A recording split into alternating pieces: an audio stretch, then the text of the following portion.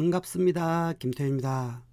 오늘은 선수보다 운동장이 더 중요하다 라는 말씀을 드리려고 하는데요.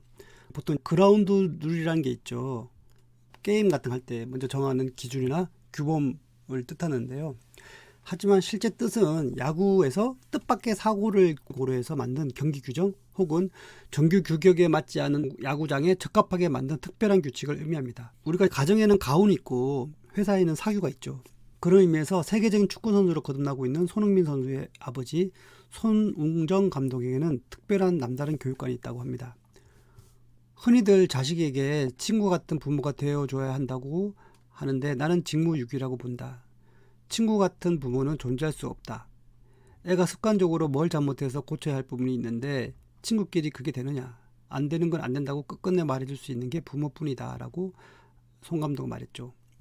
손 감독은 큰 부모는 작게 될 자식도 크게 키우고 작은 부모는 크게 될 자식도 작게 키운다는 생각으로 자식들을 키웠다고 합니다.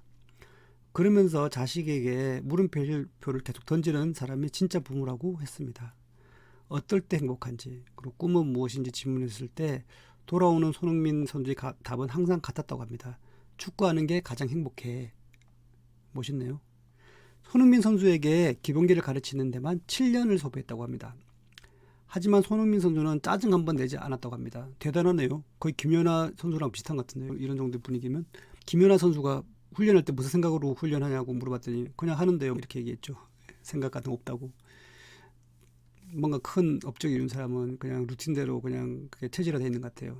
훈련 같은 게 스트레스를 받지 않고 자연스럽게. 자기 꿈이 여기 있는데 짜증낼 필요가 없었기 때문이죠. 손흥민 선수는.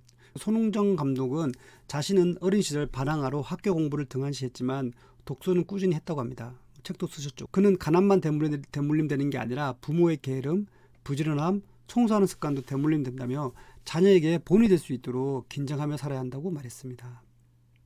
진짜 그런 것 같아요. 부모 수업이 끝나야지 아이 수업이 시작되는 거죠.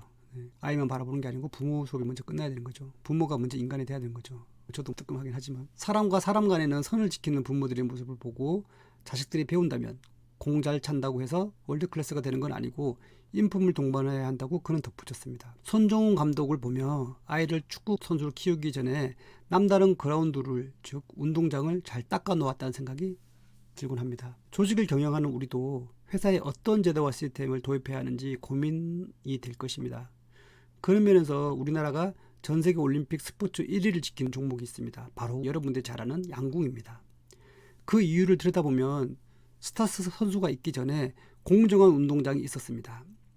양궁협회에는 지연이나 학연, 파벌과 불공정한 선수 발탁이 없었다고 합니다. 스포츠 과학화와 선수 육성 시스템이 그 자리를 대신했습니다. 국가대표는 철저하게 경쟁을 통해서 선발했으며 코치진도 공채를 통해 공정하고 투명하게 뽑았습니다. 이런 노력들이 최근 파리올림픽에서 우리나라 국가대표팀이 5개 전종목 석권이라는 금자탑을 쌓기도 했습니다. 지난번 항저우 아시안게임에서도 대회가 1년 연기되자 국가대표 선발전을 다시 열어 화제가 되기도 했습니다. 또한 유소년 축구, 청소년 대표, 후보 선수, 대표 상비군, 국가대표에 이르는 우수 선수 육성 시스템을 체계적으로 운영했습니다. 선수와 코치진의 노력, 양궁협회의 투명한 운영, 국민적 관심과 성원, 그리고 후원 기업의 힘으로 세계 최고의 성과를 내왔습니다. 이거는 좀 칭찬해 줘야 될 것 같아요. 현대자동차 그룹에서 회장님께서 많이 도와주셨죠. 네. 다양성과 경쟁, 공존, 고객만족 끝판왕, 영국 프리미어리그. 세계 최고로 평가받는 영국 프리미어리그는 1992년에 새롭게 출범했습니다.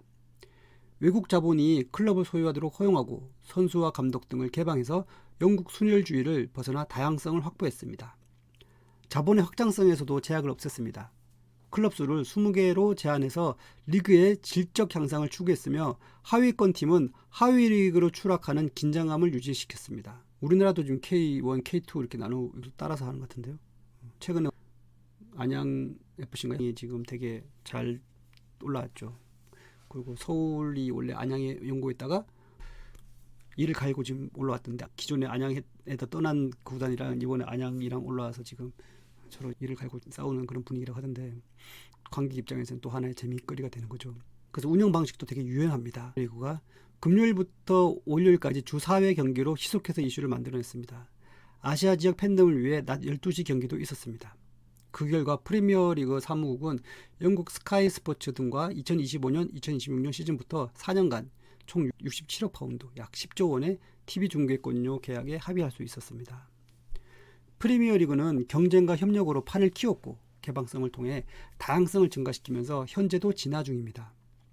스타 플레이어가 마음껏 뛸 수 있도록 긴장감을 유발하는 시스템을 통해 고객 경험을 극대화했습니다.